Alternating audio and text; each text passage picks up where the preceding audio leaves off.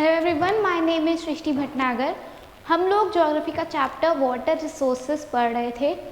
उसी में आज हम लोग उस चैप्टर में और जो जो इम्पोर्टेंट चीज़ें हैं उसको कंटिन्यू करेंगे। लेकिन उसके पहले एक बार देखते हैं हम लोग ने पिछले लेक्चर में क्या पढ़ा था। ठीक है,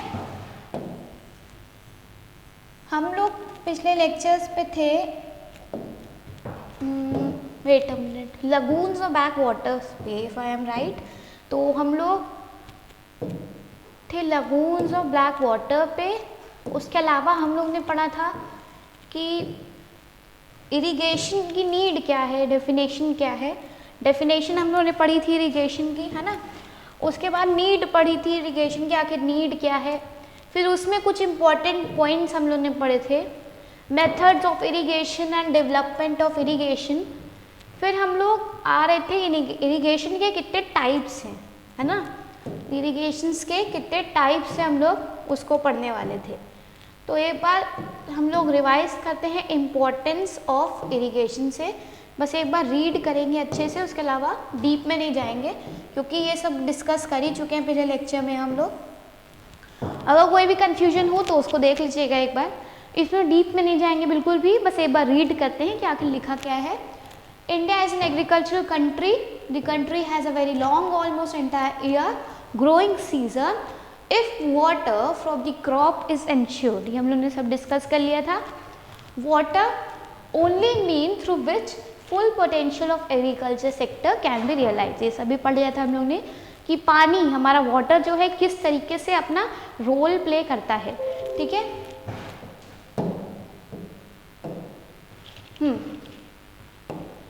उसके बाद हम लोग ने देखा था although water is a natural resource not available through out the year. ठीक है, भले ही पानी एक हम लोग का नेचुरल रिसोर्स है, तब भी वो हर जगह अवेलेबल नहीं है। Efficient use of water resources only key to successful development, successful agriculture development in India. ठीक है, उसके बाद whenever and wherever water is not available by rainfall, अगर कहीं पे भी या तो किसी भी टाइम पे पानी रेनफॉल के थ्रू अवेलेबल नहीं होता है, it is supplied to the agricultural field artificially by human efforts. Okay, यह हम लोगों ने पढ़ा था कि इरिगेशन की आखिर नीड क्या है। डेफिनेशन भी हम लोगों ने पढ़ी थी, नीड पढ़ी थी और उसकी इम्पोर्टेंस पढ़ी थी, है ना। डेफिनेशन क्या थी? The process of supplying water to crops by artificial measures such as canals, wells, tube wells, lakes from the existing water resources, natural resources of water। Same thing हो गई। आप सिंपल वाटर रिसोर्सेज लिख देना, easy पड़ेगा, sentence आपको घुमा फिरा के फॉर्म नहीं करने पड़ेंगे। ठीक है, water like rivers, lakes, tanks, ponds और अंडरग्राउंड वाटर। इतना तक हुआ, डेफिनेशन पढ़ ली हम लोग ने इरिगेशन की। उसके बाद नीड पढ़ी थी हम लोग ने। India experiences a tropical monsoon type of climate. ठीक है, हम लोग ने मॉनसून में भी डिस्कस किया था। Again I am not going inside, तो हम लोग इसमें इतना डीप में नहीं जाते हैं। ठीक है, विच इज अनफॉर्चुनेटली इरेगुलर। अब हमारा मॉनसून जो है वो इरेगुलर है, अनसर्टेन है एंड अनइवन डिस्ट्रीब्यूटेड है। ठीक है, इतना तक हम लोग ने पढ़ा था। उसके बाद these variations of Indian climate makes irrigation indispensable यानी necessary। ठीक है, तो ये सारी जो climatic conditions हैं यही सब बनाती हैं इरिगेशन को necessary। ठीक, इतना देखा था। उसके बाद हम लोग ने रीड किया था कि south west monsoon responsible for 90% of rainfall in India. Often fails to keep its state। अब 90% रिस्पॉन्सिबल है।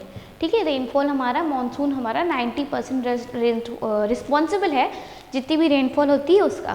ठीक, और कभी कभी ये अपने समय पे नहीं आ पाता है। इट में स्ट्राइक अर्ली, कभी कभी जल्दी भी आ सकता है, और आफ्टर द शेड्यूल्ड अराइवल। ठीक है, next, Each crop has fixed requirement of water at the right time। अब हर एक क्रॉप का अपना अपना एक फिक्स्ड टाइम है, फिक्स्ड अमाउंट है कि वो कितना वाटर लेगा कल्टीवेशन के लिए। ठीक, variation in distribution of rainfall amount of rainfall varies from place to place. अब प्लेस टू प्लेस जितनी भी रेनफॉल है वो मतलब कि हमारा क्लाइमेट जो है वो चेंज होता है, ठीक, प्लेस टू प्लेस चेंज होता है। जैसे पेनिनसुलर इंडिया में अलग है, और अगर आप लोग नर्दर्न में देखें तो नर्दर्न साइड में हमारे इंडिया के अलग होता है, ठीक। The rainfall in India is restricted from June to September. June to September की जो बारिश नहीं होती है, एक्सेप्ट इन तमिलनाडु, सिर्फ तमिलनाडु को छोड़ के। एक्सेप्शन क्या है? Tamil Nadu. Which receives rainfall in winter too. अब यहाँ पे हम लोग ने जो मानसून वाला चैप्टर था, सॉरी जो क्लाइमेट ऑफ इंडिया वाला चैप्टर था, उससे जो मानसून हम लोग पढ़ रहे थे उसमें रिट्रीटिंग मानसून पढ़ा था। और रिट्रीटिंग मानसून का फीचर क्या पढ़ा था कि वो तमिलनाडु में होते हुए जाती है बारिश। तमिलनाडु में ज़्यादातर बारिश होती रहती है, ठीक है। तो ये सब चीज़ें याद रखनी ज़रूरी है। उसके बाद only about 30% of the cultivated area receives sufficient annual rainfall above 100 centimeter, ठीक। Some crops are grown in winter, कुछ क्रॉप्स हमारी ठंडियों में उगती हैं, विंटर सीजन में उगती हैं। Need artificial supply of water when there is hardly any rainfall। अब उस टाइम पे क्या होता है, जब रेनफॉल नहीं मिल पाती है अच्छे से, तो वहाँ पे हम लोग इरिगेशन का यूज़ करते हैं, ठीक है। Rainfall during the 4 months giving very little time to the soil to absorb the rainfall। अब जो 4 महीने में जो बारिश होती है उस टाइम में क्या होता है, हमारे वो बहुत फास्ट होती हैं। फास्ट मतलब कि जल्दी जल्दी बरसेंगी और वो ज़्यादा देर तक नहीं बरसती हैं, जल्दी बरसती हैं और तेज़ बरसती हैं, ठीक है। तो उस टाइम पे क्या होता है, सॉइल को हमारी अब्जॉर्व करने का जो पानी है वो सोखने का सॉइल को टाइम नहीं मिलता है, ठीक। Thus most of the surface water goes waste। अब ऐसे केस में क्या होता है, जब हमारी सॉइल अच्छे से वाटर अब्जॉर्ब नहीं कर पाएगी, ठीक। अब वाटर अब्जॉर्ब नहीं करेगी तो जो वाटर होगा वो फ्लो कर जाएगा, ठीक, वो रन अवे कर जाएगा। तो इस तरीके से वाटर जो है वो वेस्ट हो जाएगा, ठीक। This has to be compensated by irrigation. अब इसको हम लोग भुगतान कैसे करते हैं, इरीगेशन के थ्रू करते हैं। Some crops such as rice, sugarcane, jute, cotton and chillies need more water. कुछ कुछ क्रॉप्स जैसे शुगर केन वगैरह हैं, तो इन सब में पानी की मात्रा, पानी का अमाउंट थोड़ा ज़्यादा चाहिए होता है, ठीक। With supply of water that is with proper irrigation. अब इसमें वाटर सप्लाई का क्या मतलब है, इरीगेशन, ठीक है। Some crops like rice and wheat can have 2 growing season in a year, okay. Next, the increasing population is equal to more intensive farming. अब जैसे जैसे पॉपुलेशन हमारी बढ़ रही है तो उस केस में क्या हो रहा है कि हमारे नीड बढ़ रही है ना। हम लोगों ने पहले दूसरे लेक्चर्स में भी डिस्कस किया था कि जैसे जैसे हमारी पॉपुलेशन बढ़ रही है वैसे वैसे नीड बढ़ रही है, और नीड को फुलफ़िल करने के लिए हमारी फार्मिंग और हमारी जितनी भी सोर्सेज हैं वो डेवलप होने की कोशिश कर रहे हैं, वो बढ़ रहे हैं, ठीक। जैसे जैसे पॉपुलेशन बढ़ रही है उसके साथ साथ और इंटेंसिव फार्मिंग होती जा रही है। अब फार्मिंग बढ़ेगी, एग्रीकल्चर बढ़ेगा, डेवलपमेंट होएगा, तो उसके डेवलपमेंट के लिए वाटर की सप्लाई अच्छी होनी ज़रूरी है, ठीक।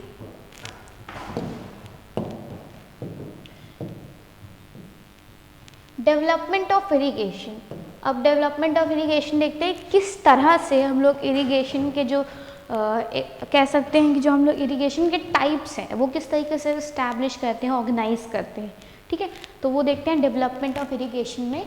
The soils of Ganga plains. अब हमारी जो गंगा प्लेन्स हमने डिस्कस किया था, नदन साइड में जो गंगा प्लेन्स हैं, one of the most fertile land in the world. It is one of the most fertile land in the world, ठीक है। In the world it is the most fertile land. Next, and very soft with gentle slopes. अब यहाँ पे जो यहाँ की जो slopes हैं, यहाँ की जो प्लेन्स हैं वो सॉफ्ट हैं और जेंटल हैं, ठीक है। अब वो किस तरीके से हेल्प करते हैं, this makes the job of digging canals and wells easy. अब ये हम लोग को मदद करते हैं, जो हम लोग डिग करते हैं, जो हम लोग खुदाई करते हैं वेल्स की, कैनाल्स की, उसको ये हेल्प करते हैं, ठीक है। हेल्प किस वे में करते हैं, क्योंकि ये सॉफ्ट है, जेंटल है, यहाँ के प्लेन्स मोर फर्टाइल है as compare to any other, ठीक है। अब मेथड्स ऑफ इरिगेशन क्या है, different methods depends on topography, soil, rainfall, availability of ground water, nature of rivers and requirement of crops, ठीक। ये भी हम लोगों ने डिस्कस किया ही था। अब हम लोग जो पहला टाइप पढ़ेंगे वो है कैनाल इरिगेशन, ठीक है। कैनाल इरिगेशन का पहला हम लोग देखते हैं क्या है उसमें। Canal irrigation is more prevalent in northern parts of the country.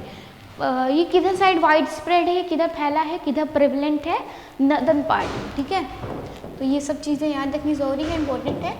ये फैला है नॉर्दर्न पार्ट में, ठीक है। It is prevalent in northern part of the country, ठीक है। नॉर्दर्न साइड में ये ज़्यादा फैला है। नॉर्दर्न कौन सा हो गया, हमने डायरेक्शंस एक बार रिवाइज की थी ना क्लियर करने के लिए। तो north, south, east and west, ठीक है। तो इधर साइड में यहाँ पे जो नॉर्दर्न साइड है वहाँ पर कैनाल इरिगेशन का ज़्यादा यूज़ होता है, ठीक। Where rivers are perennial and flow through flat terrain. अब यहाँ की रिवर्स जो है वो throughout the year flow करती है, ठीक है। पेरिलिनियर रिवर्स, पेरिलिनियर रिवर्स कौन सी होती हैं, हम लोगों ने ये डिस्कस किया था। एक तरीके से अगर ईजिली समझना है तो हम लोग कह सकते हैं माउंटेन हिमालयन रिवर्स, ठीक है। हिमालयन रिवर्स क्यों कहा गया है, अब हमारा जैसे जैसे एल्टीट्यूड बढ़ता है, हम लोगों ने पढ़ा था क्लाइमेट वाले चैप्टर में, तो जैसे जैसे हमारा एल्टीट्यूड बढ़ता है वैसे वैसे टेम्परेचर जो है वो गिरता जाता है, ठीक। इंक्रीजिंग हाइट के साथ हमारी जैसे जैसे हाइट बढ़ रही है वैसे वैसे हमारा टेम्परेचर नीचे जा रहा है। हाइट बढ़ी, ठीक, और टेम्परेचर नीचे आया। अब हिमालयन की बात हो रही है, हिमालयन रेंजेस की बात हो रही है, वहाँ की रिवर्स की बात हो रही है, ठीक। तो हिमालय माउंटेन का जो एल्टीट्यूड है वो काफ़ी हाई होता है, ठीक। अब हाई होने की वजह से टेम्परेचर वहाँ का लो होता है काफ़ी, ठीक। वहाँ पे माइनस में टेम्परेचर्स होते हैं। अब वहाँ पे ऐसा सीन होगा तो वहाँ पे पानी क्या है, जम जाएगा, स्नो के रूप में वो पहाड़ के ऊपर ऐसे करके शेड रहेगा, यानी पहाड़ को वो ढका रहेगा, ठीक। अब जब हमारी वो वाली स्नो जो है पिघलती हैं, जब मेल्ट होती हैं तो वो क्या फॉर्म करती हैं, रिवर, ठीक। पानी के रूप में वो बहती हैं, जब फ्लो करती हैं तो वो रिवर फॉर्म करती हैं, और वही रिवर्स कहलाती हैं हिमालयन रिवर्स, ठीक है। अब जो हिमालयन रिवर्स हैं वो throughout the year flow करती हैं, पूरे साल वो फ्लो करती हैं, कभी सूखी नहीं पड़ती हैं। हम लोग ने पढ़ा है, हम लोग ने सुना है कई बार न्यूज़ वगैरह में भी, और आपने कई पोस्ट भी देखे होंगे सोशल मीडियाज़ पे कि ग्लेशियर्स पिघल रहे हैं, है ना। अब ये सीरियस कैसे, ये जो चीज़ है वो सीरियस कैसे है, अगर ग्लेशियर्स पिघल जाएंगे तो हमारे जो रिवर्स हैं उसमें पानी ख़त्म हो जाएगा, क्योंकि जब ज़्यादा पानी हम लोग पूरा यूज़ कर डालेंगे, सब कुछ ख़त्म हो जाएगा, तो हमारे पास पानी जो रिवर्स है, हमारी पेरिलिनियर रिवर्स है जो, वो नहीं बचेगी, ठीक है। इसीलिए कहा जाता है सेफ इन्वायरमेंट एंड वो सब जो हम लोग करते हैं सिर्फ इसीलिए करते हैं क्योंकि हमारा एक एक्शन पूरे इन्वायरमेंट को हमारे पूरे इन्वायरमेंट को अफेक्ट करता है, ठीक है। सेफ वाटर और व्हाटएवर वी से कि पॉल्यूशन मत करो, तो ये मत करो, जितने भी एक्शंस हम लोग लेते हैं वो सारा हमारे पूरे इन्वायरमेंट को अफेक्ट करता है, ठीक है। तो पेरिलिनियर रिवर्स हम लोग क्या समझ में आया, हिमालयन रिवर्स, ठीक है, जो through out the year flow करती हैं, ठीक है। अब कैनाल इरिगेशन में इसका कैसा इंपॉर्टेंट रोल है, where rivers are perennial and flow throughout the flat terrain. अब ये फ्लैट टेरेन में फ्लो करती हैं, वैसा नहीं है कि बहुत ज़्यादा ख़राब लैंड हो यहाँ की। हमने क्या पढ़ा, गंगा प्लेन्स की जो लैंड है, जो यहाँ की टेरेन है वो बहुत फर्टाइल है, ठीक है, इन दी वर्ल्ड। हाँ, उसके बाद सॉफ्ट है और जेंटल है, ठीक है, ये पढ़ा। उसके बाद क्या पढ़ा, पेरिलिनियर रिवर्स का पढ़ा, ठीक। Conditions for digging canals. अब हम लोग देखते हैं कि आखिर जब हम लोग कैनाल्स डिग करते हैं उसकी कंडीशंस क्या है, ठीक है। कंडीशंस देखते हैं, low level relief with deep fertile soil. अब यहाँ पे जो भी कैनाल सिस्टम हम लोग जो डिग करेंगे वहाँ की कंडीशंस ये होनी चाहिए कि वहाँ की फर्टाइल हो, यानी जो वहाँ की सॉइल है वो फर्टाइल हो, पहली चीज़ तो सॉइल फर्टाइल हो। उसके अलावा एल्टीट्यूड वहाँ का लो हो, ठीक है, low relief with deep fertile soil. Clear है, इतना आई होप क्लियर है। नेक्स्ट देखते हैं पेरिलिनियर सोर्स ऑफ वाटर। अब वो क्या दिखाते हैं कि ये आता कहाँ से, ये देखते हैं। Water from these rivers is stored in building a dam, is stored by building a dam. अब जो हम लोग ये वाला पानी जो हम लोग पेरिनियल रिवर देख रहे हैं, ये सारे पानी कहाँ स्टोर होते हैं, एक डैम की तरह डैम बनाया जाता है, उसमें ये सारे पानी स्टोर होता है। ठीक, डैम्स क्या हेल्प करते हैं, to control flood level and water level, कि मतलब जो फ्लड है, ड्राउट है, तो उसमें डैम्स हमारा इम्पोर्टेंट रोल प्ले करते हैं। Water is then distributed to the fields during dry season by means of canals. अब ये जो वाटर है, जो हमारा पेरिनियल रिवर्स के थ्रू वाटर आया है, जो स्टोर हुआ है डैम्स में, उसको दूसरी जगह अब हम लोग ट्रांसपोर्ट करते हैं, उसको भेजा जाता है फॉर जब भी पानी का सूखा पड़ जाता है जब कहीं पे, और खासकर समर सीजन में जब इरिगेशन हम लोग ज़्यादातर यूज़ करते हैं। ठीक है, water is then distributed to fields, हम लोग किसकी बात कर रहे हैं यहाँ पे, फील्ड्स यानी एग्रीकल्चरल फील्ड्स की। हाँ, during dry season by means of canals, dry seasons में हम लोग ये वाला पानी यूज़ करते हैं इधर उधर भेजने के लिए, और हम लोग ये फील्ड में भेजते हैं, एग्रीकल्चरल फील्ड्स में भेजते हैं, क्योंकि इरिगेशन की बात हो रही है तो इसमें हम लोग एग्रीकल्चर लिखना ज़रूरी है। ठीक है, और सप्लाई, ये दो चीज़ें लिखना ज़रूरी है। अब उसके बाद किसके थ्रू जाता है, मीन्स ऑफ कैनाल्स, कैनाल्स के थ्रू जाता है बाकी फील्ड्स। नेक्स्ट हम लोग जो पढ़ेंगे वो है टाइप्स ऑफ कैनाल्स। ठीक है, टाइप्स ऑफ कैनाल्स देखते हैं कि कैनाल्स आखिर होते किस टाइप के हैं। तो पहला है इनअंडेशन कैनाल्स। ठीक है, पहला है इनअंडेशन कैनाल्स, दूसरा है perennial canals. Perennial canals easy होगा, हम लोग को नाम से उन्होंने डिस्कस भी कर लिया है कई बार। इनअंडेशन कैनाल्स में हम लोग देखते हैं क्या है। These canals are taken out from the river without any regulating system like barrages at their head to regulate the flow of water. एक बार फिर से रीड करते हैं। These canals are taken out from the rivers. Canals हैं, water की बात है तो ऑब्वियसली रिवर से ही लिया जाएगा। ठीक, These canals are taken out from the rivers without any regulating system. अब regulating system इसमें कैसी बात हो रही है, किसकी बात हो रही है वो देखते हैं। Like barrages at their head to regulate the flow of water.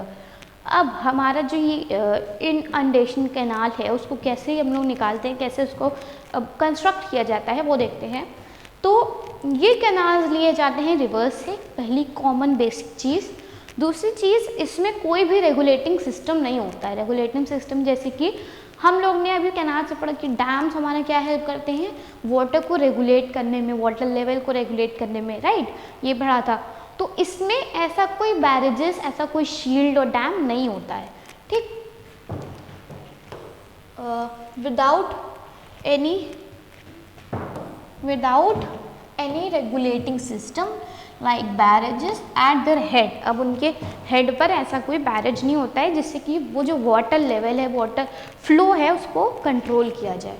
ठीक है, inundation canals are long canals taken off from a large rivers. ये लंबे कैनाल्स होते हैं। ठीक है, these are long canals taken off from a river. Next, they receive water when the river is high enough and specially when in flood. अब इसमें हर समय पानी नहीं होता है। ठीक है, ये वाले कैनाल्स में, हमारे इनअंडेशन कैनाल्स में हर समय पानी अवेलेबल नहीं होता है। इसमें पानी कब आता है, जब पानी का लेवल काफ़ी बढ़ जाता है। ठीक, पानी का लेवल जब काफ़ी बढ़ जाता है, फॉर एग्जांपल फ्लड के हालात, एक तरीके से जब बाढ़ के हालात हो जाते हैं, तब इन कैनाल्स में पानी आता है। ठीक है, रीड करते हैं फिर से। Are long canals taken off from a large rivers, they receive water when the river is high enough, यानी कि जो वाटर लेवल बढ़ जाता है। ठीक, and specially when it's flood. अब और स्पेशली कब, जब फ्लड का सीन होता है। ठीक, next, generally constructed in the lower course of the river in order to raise the level of water in the river. अब ये जनरली रिवर के लोअर कोर्स में बनाया जाता है, यानी नीचे, लोअर यानी नीचे कोर्स में बनाया जाता है, जिससे जब दूसरे रिवर से पानी आए, दूसरी कहीं भी रिवर्स में जब फ्लड हो तो वहाँ से जब पानी आए इन कैनाल में, तो ये कैनाल हेल्प करे दूसरे रिवर का वाटर लेवल बढ़ाने में। ठीक है, generally constructed in the lower course of the river in order to raise the level of water in the river. ठीक है, अब हम लोग इसका पढ़ेंगे एडवांटेज और डिसएडवांटेज।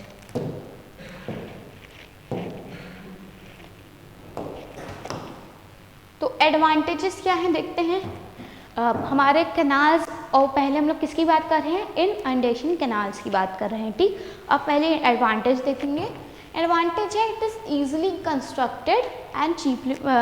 हमारा जो इनअंडेशन कैनाल्स है ये ईजिली और चीपली बिल्ड हो जाता है। चीपली इन द सेंस कि ये इसमें पैसा हम लोग को इतना खर्च नहीं करना पड़ता है। ठीक, और ईजिली हो जाता है क्योंकि इसमें हम लोग ने अभी पढ़ा ना कोई बैरेजेस वगैरह है, ना कोई हम लोग को इसमें रेगुलेटिंग सिस्टम लगाना है कि वाटर लेवल को रेगुलेट करे, ऐसा कुछ तो सीन है नहीं। इससे बस हम लोग को नॉर्मली कंस्ट्रक्ट करना है, तो ये इजीली कंस्ट्रक्ट हो जाता है और चीपली बिल्ड हो जाता है। ठीक है, कंस्ट्रक्ट चीपली बिल्ड हो जाता है। Useful in controlling floods. अब ये किस तरीके से फ्लड्स कंट्रोल करने में हेल्प करता है, अभी ही डिस्कस किया था। जैसे एक रिवर में वाटर लेवल हाई हो गया है, ठीक, अब वहाँ का वाटर जो है, वहाँ का वाटर आएगा कैनाल में, इनअंडेशन कैनाल में वो वाटर आएगा। ठीक, अब जब यहाँ पे वाटर आएगा तो क्या होगा, उस कैनाल के थ्रू दूसरे रिवर में वाटर जाएगा तो वहाँ का वाटर लेवल इंक्रीज करेगा। इस तरीके से वाटर लेवल और हमारा फ्लड का लेवल जो है वो कंट्रोल किया जाता है। ठीक, डिसएडवांटेज देखते हैं इसका क्या है। डिसएडवांटेज है अनसर्टेनिटी ऑफ वाटर सप्लाई। कभी कभी सूखा पड़ जाता है एकदम, क्योंकि अब ऐसा तो है नहीं ना कि हर समय पूरे सीज़न हमारा फ्लड ही फ्लड है, नहीं, कभी कभी फ्लड आता है, रोज़ तो आता नहीं कि आज फ्लड आ गया परसों फ्लड आ गया, ऐसे तो नहीं होता है ना। तो यहाँ का पानी जो है वो अनसर्टेन होता है, यहाँ का जो कैनाल का पानी है वो अनसर्टेन होता है।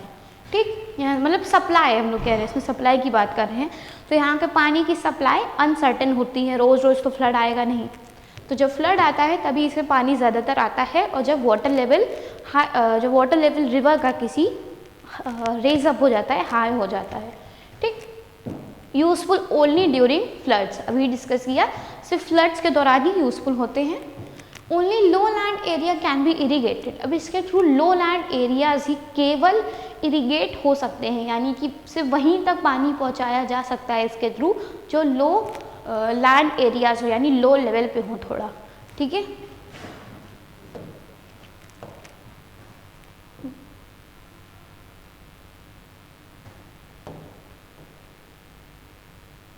पेरिलिनियल और परमानेंट कैनाल दोनों मतलब एक ही है। मतलब कैसे एक है, हमने पेरिलिनियल रिवर का क्या डेफिनेशन पढ़ी थी, जो through out the year flow करती हैं। परमानेंट कैनाल भी वही हो गया जो परमानेंट रहेगा, पेरिलिनियल रिवर जो परमानेंट रिवर है। ठीक, ये अब हम लोग नेक्स्ट लेक्चर में डिस्कस करेंगे। उसके अलावा और जो हम लोग डिस्कस करने वाले हैं आगे के लेक्चर में, पहले तो इसका एडवांटेज होगा। ठीक, उसके अलावा हम लोग जो डिस्कस करेंगे वो होगा टैंक इरिगेशन। ठीक, टैंक इरिगेशन के बारे में पढ़ेंगे, टैंक इरिगेशन कंडीशंस के बारे में पढ़ेंगे कि आखिर कौन कौन सी कंडीशंस चाहिए होती हैं टैंक इरिगेशन के लिए, और टैंक्स को कंस्ट्रक्ट करने के लिए वो पढ़ेंगे।